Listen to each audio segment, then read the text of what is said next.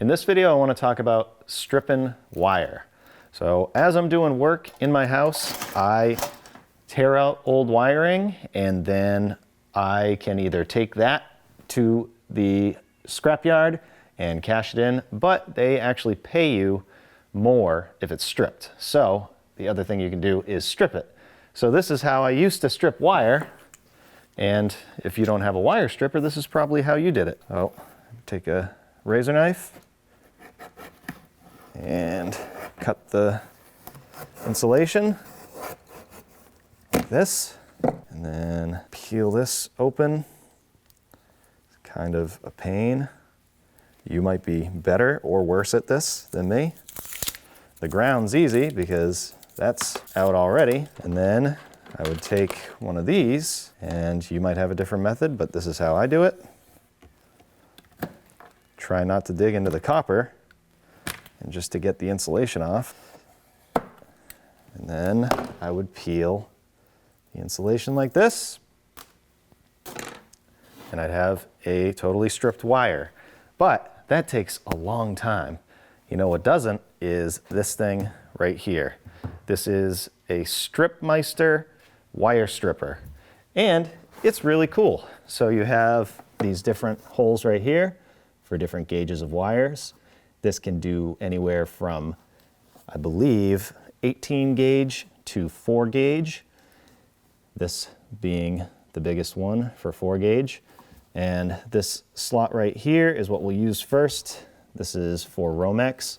So basically how it works is you have this wheel right here that cuts the insulation, and then those two wheels turn, they grip the wire and roll it right through that cutter. And what you do is you put a drill on here, drill of your choice, and attach it like that, and it moves those wheels. And then we'll try this. And I think we need to go a little deeper, so adjust the cutter. I got it. And if you wanted to, you could just flip this around, make it easier. The insulation comes right out. So once you have it set up for that size, you can just keep feeding wire in.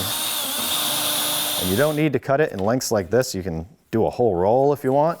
But once you got all of that stripped off of there and you're left with just this wire, you can readjust this. And this is really the only downside, is having to change this, but it only takes a couple seconds.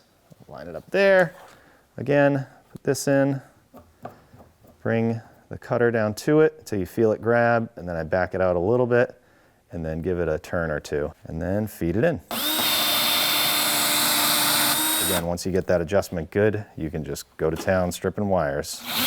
It is worth noting that there's a lot of different makes and models out there, and you can get ones that have these already set up for different sizes. They have a motor in it. You just plug it in, push it, turn it on. But I like the fact that this is really compact. I can put it off to the side here, and it will be out of the way. And I can control right here how fast, how slow, and I can stop in case something happens. You can mount it with 3 screws that are provided, 2 in the front, 1 in the back. Just put it somewhere out of the way, and it'll make your life a lot easier if you happen to strip copper. So, if you do, hope this video helped. Thanks for watching.